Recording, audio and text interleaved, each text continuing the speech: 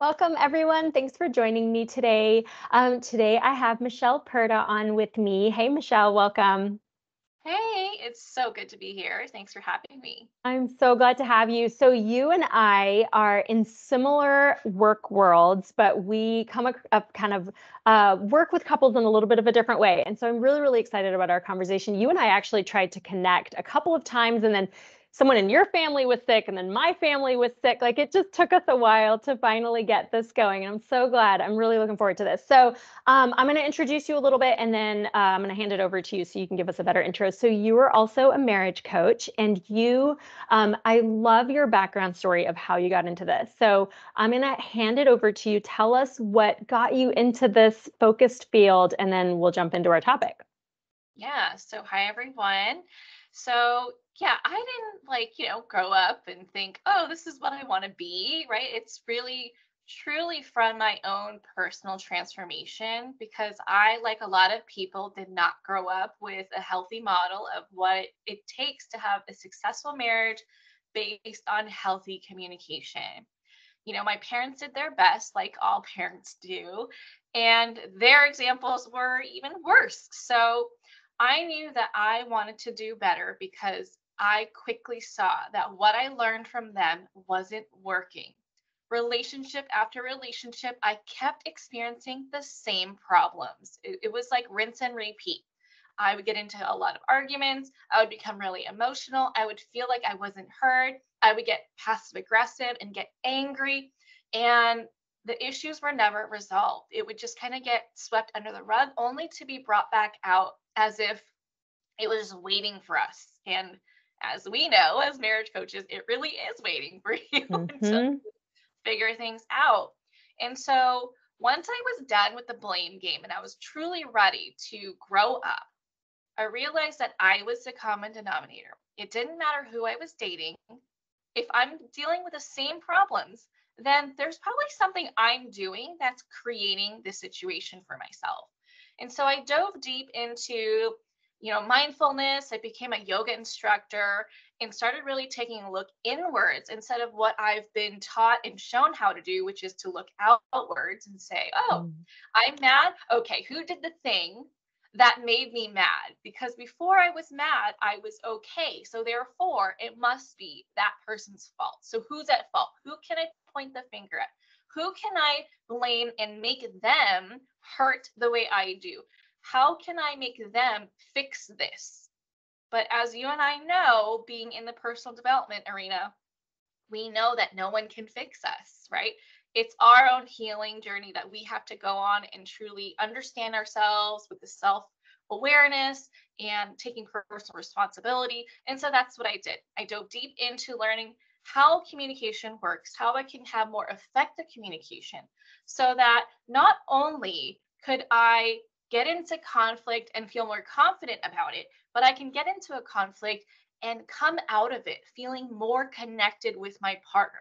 So now I'm on this other side, not perfect, obviously, but now I'm at the point where I'm able to see conflict as an invitation, as an opportunity to grow my marriage. And I now have this motto where I say, conflict is inevitable, but arguing is optional. And now I am on this mission to teach couples how true this is and how it's just a matter of learning skills for them to have that be true for themselves as well. And so I work with parents and I love it because I just know firsthand how big of a transition and adjustment period it is when you become parents and what it does to your relationship. And I want parents to know that they can enjoy being married no matter what stage of parenthood they're in. They don't have to get to the point where the kids are off to college, they're now empty nesters, and they look at each other and they're like, um, I don't know how to talk to you. I don't know if I even want to hang out with you. There's Hmm. seated resentment that's been brewing over the years. And I don't know what to do with you, right? Like this co parenting roommate dynamic. And I want to help them learn how to get through these years where they are arguably the most challenging years of our life, right? Raising kids while also nurturing our marriage and doing the whole career thing if that's your jam, and know that they can still have a connected marriage enjoy it, be able to work through these tough things and come out of it stronger as an entire family. Yeah. And that's why I love your story.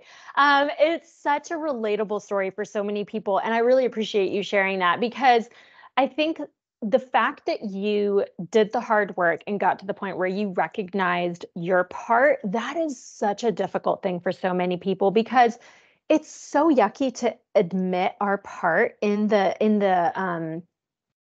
conflict or in the situation, the difficulty, whatever you want to call it, because it's such an uncomfortable feeling to not be able to point that, like when something goes wrong, the first thing we want to do is figure out how it could possibly be someone else's problem or someone else's fault because it's such a hard burden to carry. But I love that you can look at yourself and see that you had the control and the empowered kind of that power, I guess, to make changes. And by doing that, you saw an immediate improvement in your relationships. That is amazing. So, and you and I work with such a similar population, which I really love. And you and I have both seen through whether it's personal experiences or professional experiences, the toll that, like you said, this is one of the hardest stages of our lives, the toll that being a parent can take on a marriage. And we go into being parents. I mean, I have a whole lot of thoughts about what I wish parents knew differently going into it, like ways we could be more prepared. But at the end of the day, we've got these two very difficult things. We've got trying to raise humans and do all the things that that entails while also trying to have a relationship with this other person. And both of those require so much time and attention and effort, but we're trying to juggle. And like you said, for those also working, if that's their jam, there's just a lot. And so much of the handling the day to day is what we try to focus on because I think some people teach this bigger, kind of larger way of being happy when we're like, can you just get through the day without yelling at each other or just even liking each other? And so you and I decided we wanted to talk about how to communicate the do's and don'ts of communication. And so we're going to really bring it to the basic level here. So, what does that mean? Like, when we really want to teach people the do's and don'ts of the day to day communication, start us off. What do we want to focus on? What do we want to teach people? Yeah, so I think the biggest lesson that I find to be true from my own experience as well as my clients is that we are not spending enough time reflecting, like just Mhm. period. I know that when I started out, I would have an issue and I would go straight to my partner, right? Because my experience is that I witnessed my mom not doing that. She would go into silent treatment mode. I was like, okay, that didn't work. I'm going to go the opposite side of the spectrum.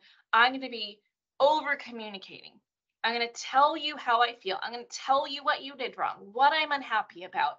But what I didn't realize was that I didn't have any tact, right? I went in there with raw emotion, thinking that the faster I address this, the sooner will be a better, right? Good intentions for her as well, I'm sure. I'm sure she was like, I don't want to like make this big fuss while I'm still very emotional. So I'm going to like just hide in my room, don't cause any more issues.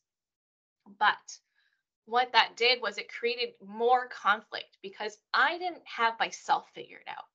So the first step is truly figure yourself out. Because if you are not doing that and you're rushing into the conversation, you are not in a place to listen.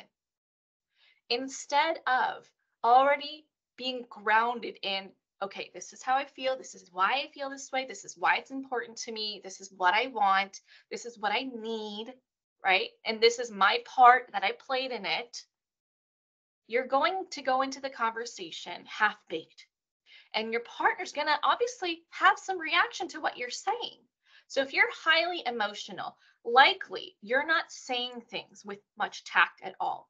You're likely going to be passive aggressive. You're maybe going to be blaming, or you're going to be, pointing the finger and not in a place where you can actually come forward, meeting them where they're at. Instead, you're trying to convince them to come to where you're at.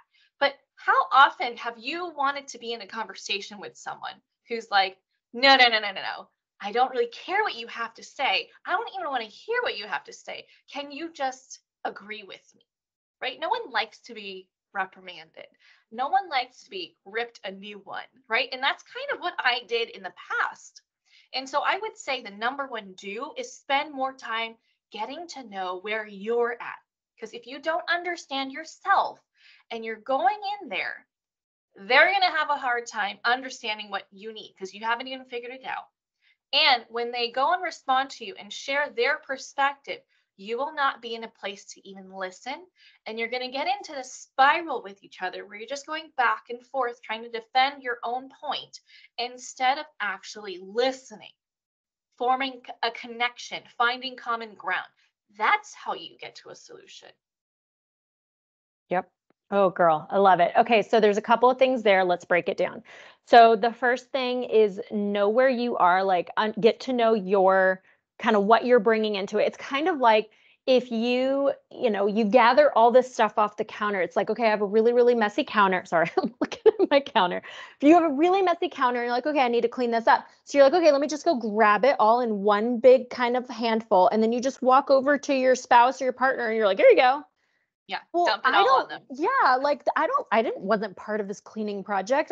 All this stuff is your stuff. I don't know where it goes, right? So it's understanding what we're feeling, why we're feeling it, what we need, and then being able to go to that other person. So in order to do that, we have to do a few things, right? We've got to, first of all, take a minute. And I think to your point, you said that historically you would just immediately, you'd feel the thing and you'd go. And so to slow it down, that means you're going to have to wait to calm down because no matter how amazing you are at self-reflection, it's really hard to pinpoint what you feel when you're still really worked up. And so you might have that initial, like, I'm mad because of this, this, or this. But when you can calm down, give yourself a few minutes, an hour, sometimes sleep on it, it looks different. The points may be the same, but the emotional work up behind it, or just the buildup of emotions, can look really different. You will have different clarity. Your words will be clearer, and you know what you want. Now, not everyone has that. Some people have to work really hard. Like the sleeping on it isn't enough. So for when we're trying to guide people into this idea of like slow it down, calm it down, what are some tips that we would want to give people to help them do that? Like, how do you gain that self-awareness? I guess is a big question, but let's see what we can do with it. That is a really big question because this is like years of the making. Right? Mm. I would say the biggest thing is to understand how you experience your emotions so you know where you are in the process of you processing your emotions. If you don't know yourself on that level, you can be very quick to come up with those answers. But like you and I know, when your emotions haven't settled yet and you haven't actually let yourself experience them and you're just repressing it, all you're doing is taking it for what it is, but through tunnel vision. It is 1000% tunnel vision. But when you allow it to settle and you allow yourself to go through the process of letting yourself feel angry, letting yourself feel sad, right? Anger is just the surface. We know that beneath anger is generally fear or sadness. There's something coming up for you that is more deeply rooted. It's probably reminding you of a past experience, a fear that you had growing up as a child, something much deeper than, I can't believe you didn't do the dishes and you asked me if I was going to do them instead. There's so much more to it because on a better day, say you're well rested, you're having a great day, everything is going your way. You'd be like, sure, I can do them, right? So understanding, okay, where am I at in my emotions? When I approach them, do I want to point the finger? That's a really good indicator. If your answer to yourself is yes, sit on it more. If you cannot come up with a single reason or single way that you have contributed to the situation, you are not ready. You're just not. So understanding, okay, I feel what I feel. Cool. Get in touch with your body because our body is where emotions come from, actually, right? It's not the words that we come up with, a narrative that we play in our heads that like, oh, he's being such a jerk, or she's being so naggy, she's so controlling, whatever the narrative that's playing. Your emotions are actually your body's way of communicating with you that something is off, right? Maybe someone crossed a boundary of yours. Did you set one though? Right? Maybe it's something else, whatever it is. There's so many different avenues we can go down. But when you know what your emotions are telling you and how you're experiencing them sensationally, whether it's your heart racing, your fists are clenched, your eyebrows are furrowed, like whatever it is, are they gone now? Do you feel more neutral? Right? So that in itself, yes, I know this is a lot, right? And it's a process in the making.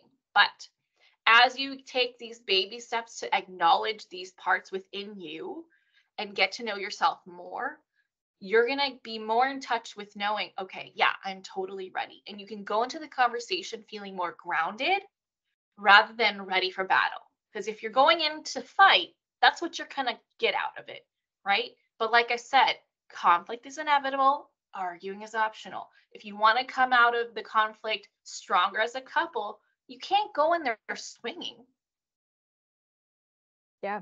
It's so interesting when you say that, because it's connected yet a different approach to like cognitive behavioral therapy, which as a therapist, right, like and that's the theory I operate by. So in CBT, the idea is that it is the thoughts that trigger the feeling, and the feeling then triggers the behavior. But I also really, really hear what you're saying and agree that the feeling itself is the first thing that we're aware of, right? We're not aware of the thoughts, because the feeling, and I think this is what you're saying. So if not, we may just look at it differently, which I love anyway, because it's so great to have different perspectives.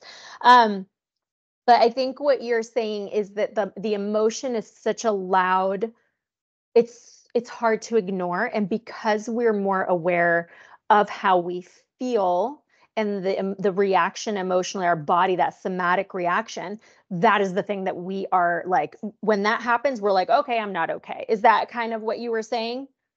So I do agree that the thought does come first, but a lot of times if we haven't spent enough time understanding our thoughts and our narrative, because we all have a theme that we're living off of, right? A lot of us Right. are unclear of what that is. For me, it's that no one cares about me. So if certain things happen, I know, okay, that narrative is being spun out right now. And so I can consciously be like, okay, what's the actual truth here? But for those of you who don't know, then yeah, the thought could be like buried, Yep. and all you know is like, well, I'm pissed because they didn't take the garbage out when they said they would, or they didn't plan a date when they said they were going to do it, or they didn't get the house ready for the party when I wanted them to. Whatever the situation is, there's an actual deeper thought in there about the message that your body is reacting to. Yeah. So it's like the thought is buried beneath Mhm. the what we can see, we can access, like an iceberg, right? Like I can Exactly. access this feeling, and I'm familiar with this feeling. I know what, when I immediately start to cry, or when my, fists are clenched or whatever, then that I'm familiar with that. But then, so what we teach is, you have to do the work, not when you're mad, not when you're sad, not when you're scared, but when you are calm and you're in a clear head and you listen to these two amazing ladies talking, right? That's when you go back and you say, okay, I think I've got some work to do. Like, I've noticed some patterns. I've noticed that when this person does this, or when I don't get things a certain way, I react, I get really upset. And yeah, your partner, spouse may absolutely play a role in why that kind of spirals. But we always play a role, because even if our role is just, we didn't say anything when we should have, right? We still play a role. And so being able to hear a conversation like this and go back and say, okay, what is my thing? Like, what is it that happens, like when I am being kind of told to do the dishes, or I just don't get the help, therefore it's expected. What is that? Why does that bother me so much? Why does that create this reaction in me? And I think the more we understand, I personally am like a recovering people pleaser and control freak. So I'd like to know what I could be doing differently. I want the power of what could I do to change the outcome of this situation. But I think for a lot of people, there's a lot of distrust in self. Like, I don't trust myself to do things well, or I don't deserve blah, blah, blah. And so, I mean, this kind of opens up this entire vault. But kind of keeping it on track, what you're saying is know what you're taking. If you're going to clean that counter, are you just giving that person what they're responsible for, or are you giving them what you are responsible for? So, was there anything else you wanted to add to that, or should I move us to a different part of that? No, Okay. that was amazing. I just Yeah. talked for a really long time. Okay, so the other thing you said that I really wanted to go back to is defensiveness.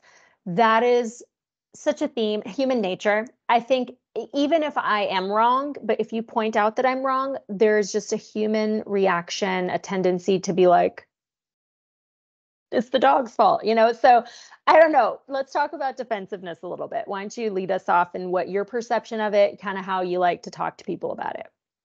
Yeah, so I am pretty defensive, like naturally, or I don't know.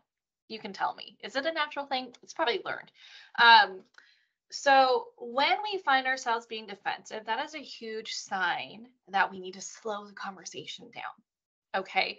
So much of what other people say, we are interpreting it in a much different way, right? It could be down to the word, the phrase, the tone, their body language. We could see them, like the way their facial expressions are, but saying something that really is like not really triggering us, but combined, it can trigger us.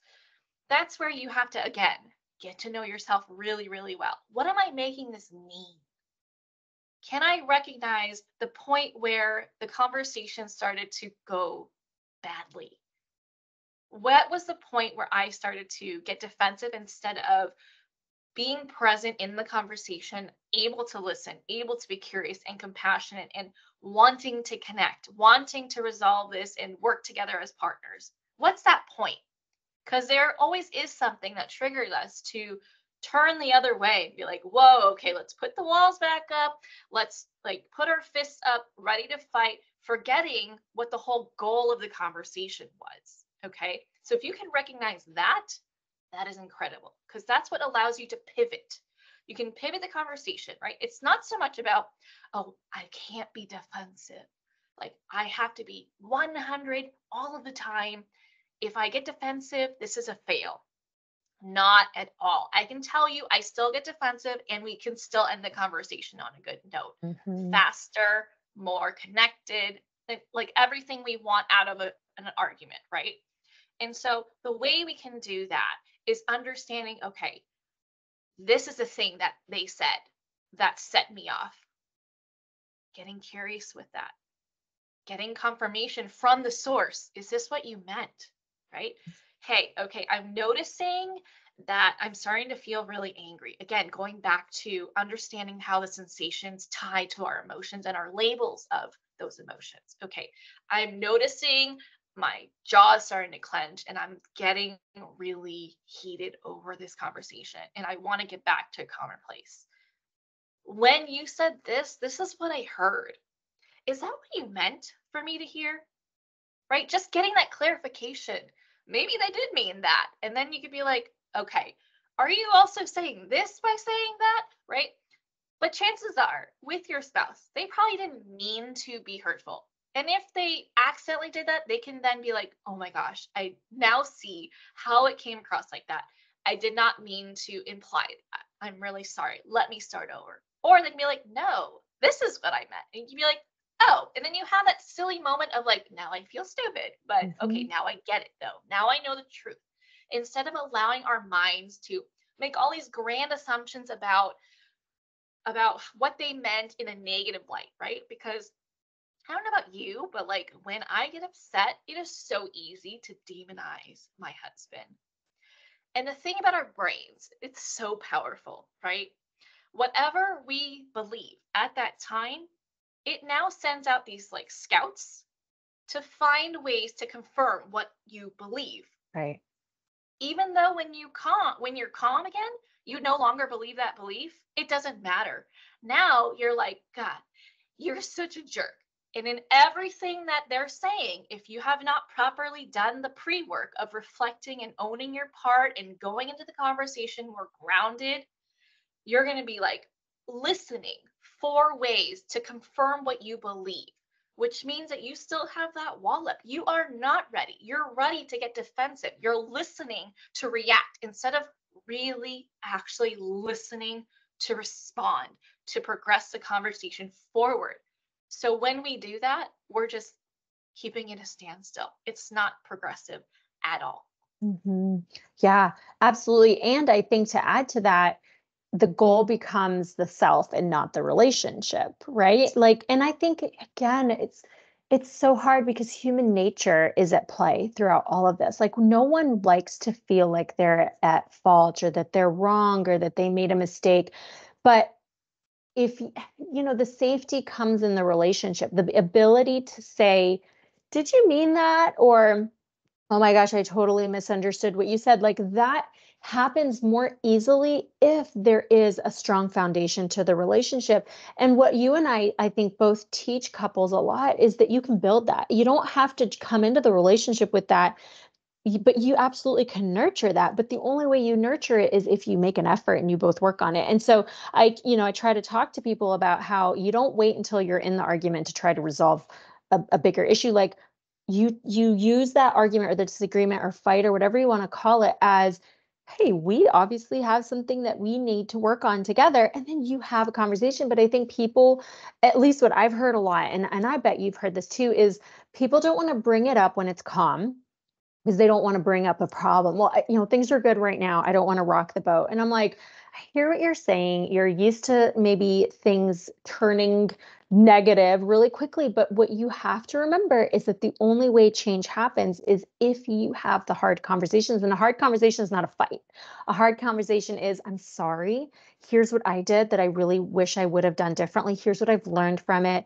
Here's what I need from you. And here's what would really help me communicate better with you is if I worked on this, but also can you work on not saying these things to me or not coming to me with that tone? And I believe that we teach people how to treat us.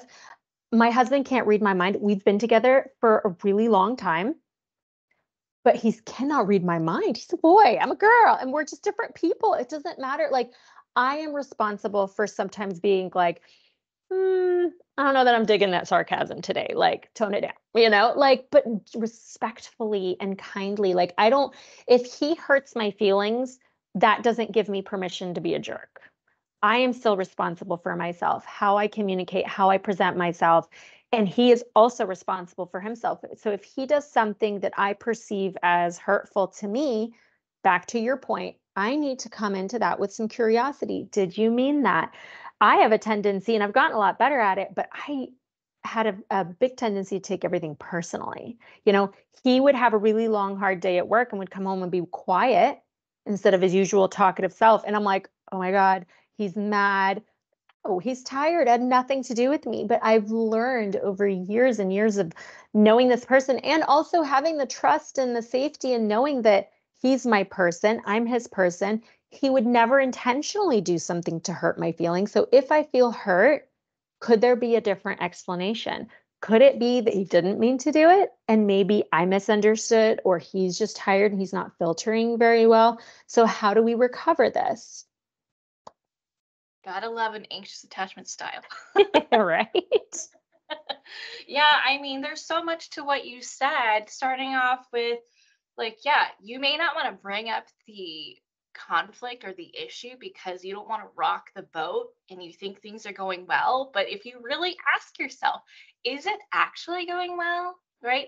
I'm from the camp where if you don't bring it up, you're actually making things worse because you're letting resentment brood so strongly. And resentment is the number one connection killer. Okay. You are going to start treating them differently. You're going to start perceiving what they do and say differently. And so it's going to create tension, even if you haven't said a word about what's bothering you. It's going to affect the relationship. And if you want a successful one, then there needs to be a level of transparency. And if you're hiding things, thinking you're saving your relationship, you're protecting it, you're not being truthful in the relationship. So they don't know what's going on, what's bothering you. They just might think, wow, you've changed. What's wrong with you? Why are you so serious now when I'm just trying to flirt with you? Or why can't you take a joke anymore? And things start to fade, even though you haven't brought it up. So you might as well let all the cards on the table so that you two can work together to resolve it, or work with someone like, like us two, to help you get through it, because it's much better to work with what's actually going on instead of being in la la land pretending everything is okay, but deep down it's not. That's how you break through that ceiling of how deep your relationship can be, right? How deep is your emotional intimacy? You can only deepen that when you are willing to be vulnerable. That's a requirement. That is like the main ingredient to connection. So if you want something that's surface level, cool. Don't work on that. But if you if I know you, you want that deep, meaningful, lifetime kind of love. And that's from being vulnerable and sharing how you feel, what you need, what you want, letting your partner see you and hear you and step up for you, and vice versa. Yeah, absolutely. And, taking it back to what you said when you first started telling your story, we we don't just do that because we want to have a healthy relationship with our partners. We have to model that for our kids. And that is not an option. And I personally have a really hard time, and I openly admit that I'm a judgmental person. I'm not nefarious about it. I'm not mean to anyone, but internally I have a lot of opinions about things, and I'm not perfect. My gosh, people probably have so many opinions about me. But the reality is I have a lot of perspectives/opinions about parenting because we teach this stuff. You and I teach couples and individuals how to be good for themselves in their marriage, but for their children. And that is one of the most important jobs that we have. If we choose to have a kid, then we are choosing to put them first. That doesn't mean that we neglect ourselves. It doesn't mean we neglect our spouses. We still nurture our marriages and self-care, but we absolutely are literally the responsible people for our kids. And that's not just food, shelter, it's love, it's empathy, compassion, and it's, respectful parenting. And if your kids have the privilege of a two-parent household, then you are responsible for modeling what it's like to be in a healthy relationship, because so many of the people that you and I work with who are struggling in their adult relationships can trace their struggles to their childhood. Not all. Yeah, not all, but I mean, majority of mine, at least that I work with, they can trace it back. So I don't know. I feel like that's why you and I specifically work with parents, because we see the connection. But also, why would you not want to do this work other than, okay, it's going to be tough. I'm not going to lie, but I will say it'll be the most rewarding work that you'll do, because it literally transforms all other relationships around you. You can apply what you do in your marriage to your relationship with your kids. Imagine your mom or dad apologizing to you when you were a kid, when they messed up, when they assumed the wrong thing, and apologize for yelling at you, or for applying this consequence to you that you actually didn't deserve because your brother did it, or whatever happened.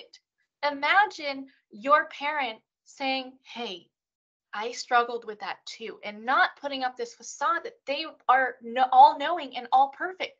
We're human just as much as our kids are.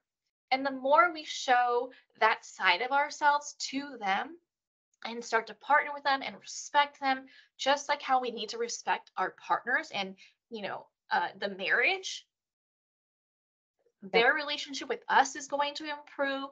Their relationships with their future partners, their friends, their coworkers, their teachers, everyone in their lives are going to improve. It just has this massive ripple effect. So it's like, why wouldn't you do this? Yeah.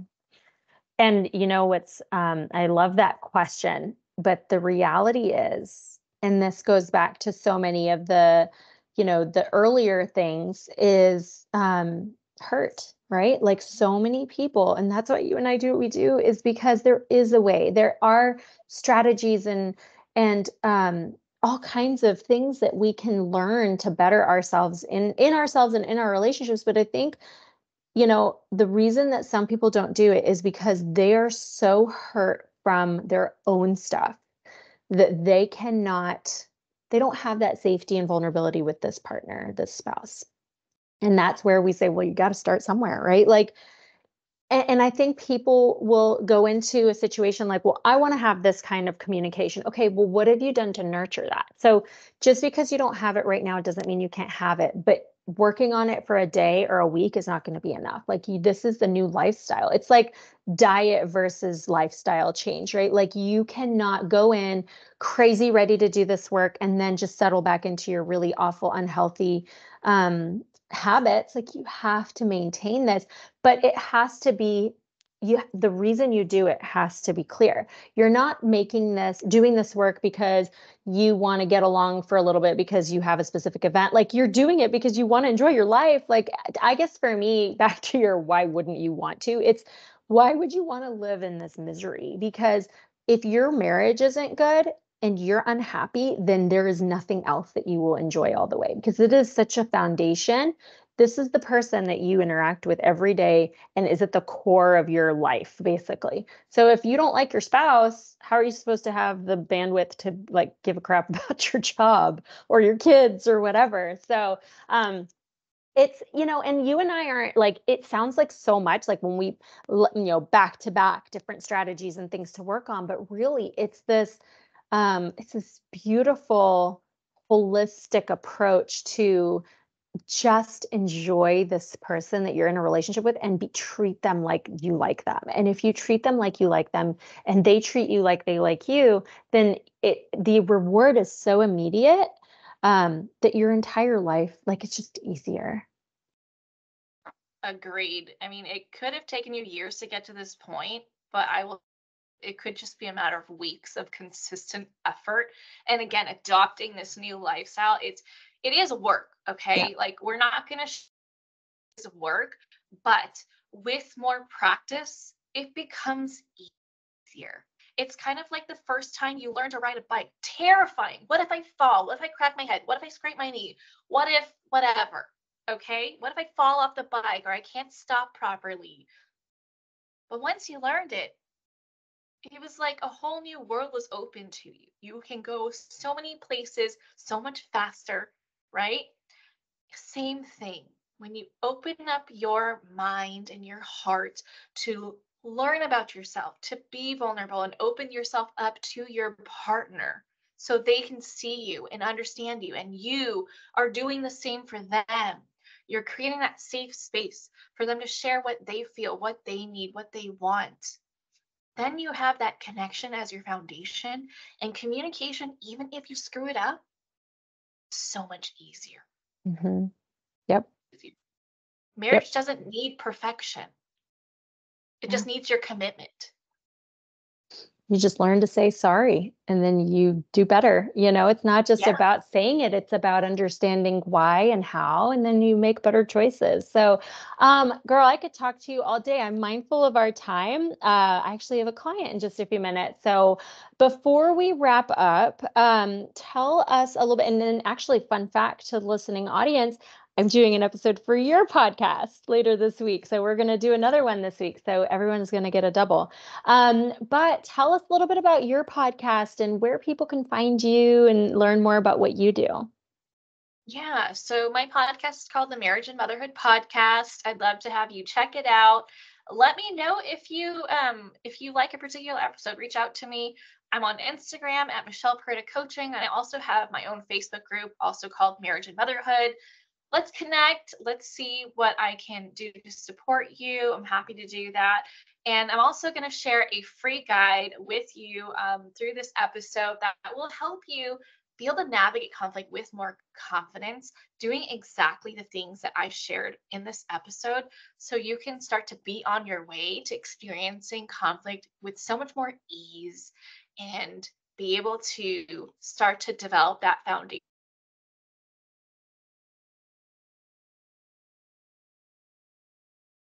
Oh no. Taught, Mich- which is to reflect. Hold on, you froze there for a little bit. Oh Okay, so no. Foundation. Okay, just go back to your last couple of sentences. I'm so sorry. I don't know why it froze. Do you remember where it left off? You were talking about the freebie. You said it'll help you navigate conflict with a lot more ease and comfort, and then it kind of paused there. Oh, can you hear me? Yeah. Okay. Maybe just tell where can they find the freebie?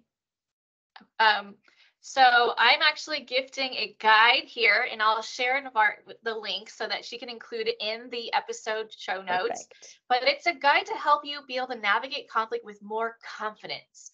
So you can start to have that experience of conflict not equaling arguing. So you can get through conversations faster, feeling like a more connected couple, and come out of it stronger. So it's all about sitting down, doing the proper pre-work of reflecting and going into it prepared.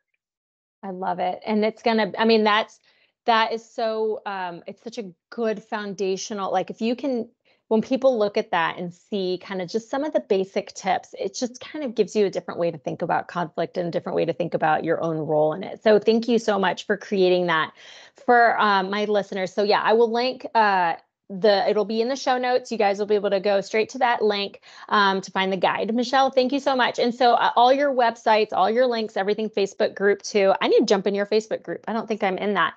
And then let me think of what else I wanted to ask you. So, because you cut out and I had a thought earlier. It's okay. It'll come back because I'm going to do an episode with you in a couple of days. So I'll talk to you then. But thank you so much for being with me on this episode. And I look forward to the next time we get to talk. Thanks. Bye. All right. Bye.